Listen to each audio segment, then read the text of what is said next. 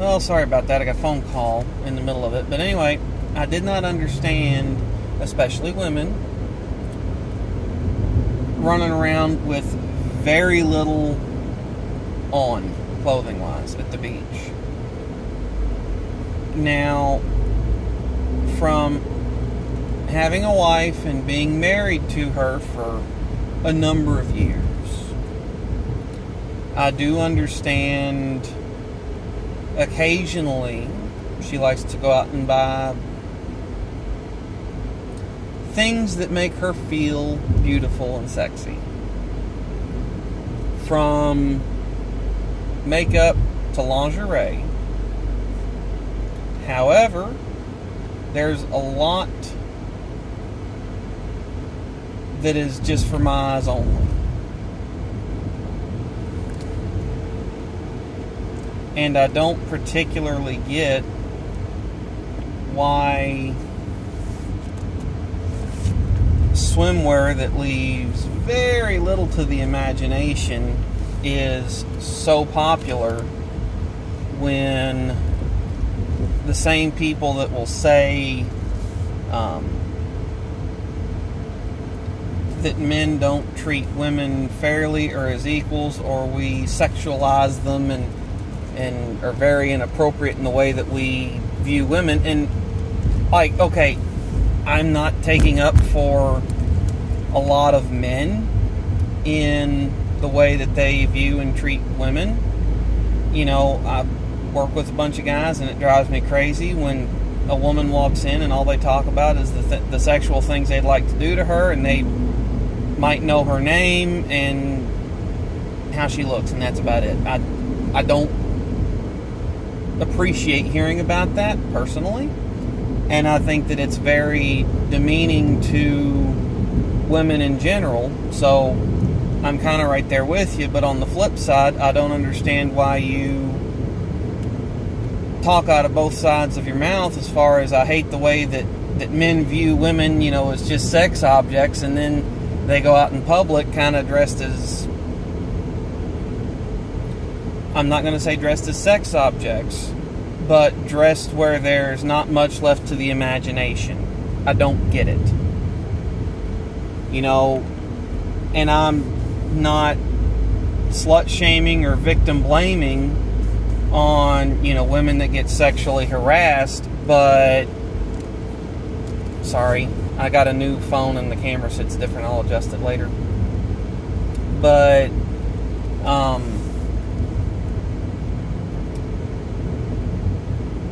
you can prepare against certain things, and reduce the likelihood of things happening. You know, you drive around texting all the time, the likelihood that you rear in someone in an intersection or at a red light or run a red light or whatever does go up. Statistical fact. I'm not judging those of you that text and drive. Just saying that's, you know, a fact that cell phones do cause a lot of car crashes. If you have a big dog, or make it look like you have a big dog at your house, you are less likely to be robbed. Period. That's another fact. Insurance companies have studied that one for a long time. If a woman who's living by herself makes it look like there's a big man at the house, that's another thing that happens. Rookie security tips. I seen this one time. Get a big pair of muddy work boots, go out and get them muddy and leave them sitting out on the front porch. Makes it look like a man's there. Far less likely to get robbed. So, I think you got a right to wear what you want to wear, but I think that there can be certain consequences from your choices. Now, that doesn't mean that there's not consequences for the dude's choices. But you don't get to have that both ways. You know, if you don't want to be viewed as a sexual object, in my opinion, don't run around revealing everything under just that much clothing. So, I apologize. This is a two-parter. My wife called me. I had to run into town, get ready to go to work tomorrow. And I just had that floating around on my brain from from being on vacation all week last week, and like I said, I don't get it, but I don't judge, and I do my very best to behave myself around people, no matter how they're dressed. Real quick, I think the most inappropriate remarks that I've ever made, and inappropriate in air quotes, that I've ever made to a woman as a coworker.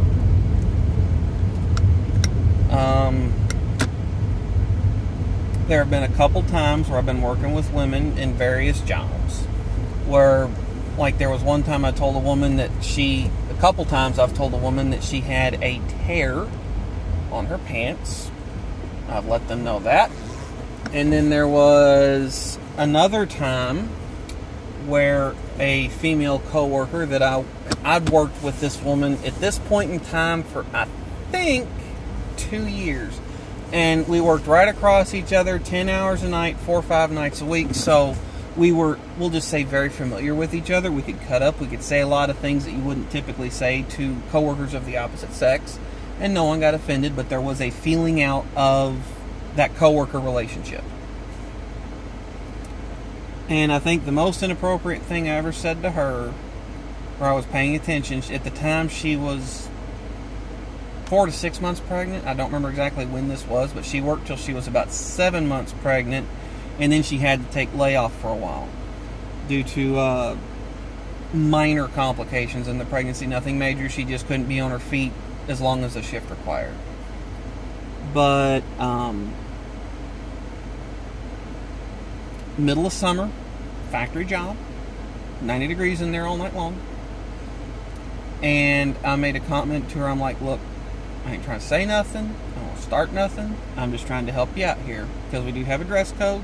And I know that managers like to enforce that at random, or if you tick them off, they'll try to enforce it. So you do something that ticks them off, they'll come after you for the thing that you did to tick them off, and then the 5 other things that they never enforce until you tick them off. She had outgrown her bra and her tank top. I'll leave that to your imagination, but she was having issues fitting in, like I say. So I'm not trying to say nothing. I'm not trying to, come on or whatever. But, we were comfortable. So, like, she knew how to take the stuff that I was saying, and I knew how to take the stuff she was saying. So, we were good little friends. But I told her, I'm like, you're having problems. She goes, oh my gosh, I know, I'm about to fall out of my shirt. And I go, yeah. She's like, I got to go shopping this weekend. So, it was all taken as intended as a helpful tip to a coworker. I'm like, I just don't want to see you get in trouble for dress code violation because managers be managers. So, but I just don't see why women a lot of times choose to dress in a manner that I would not want my daughters to dress at the beach. We'll put it that way. And I furthermore don't see why they do that and then complain about the way that men sexualize them.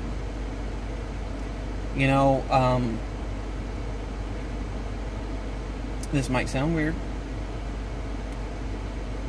but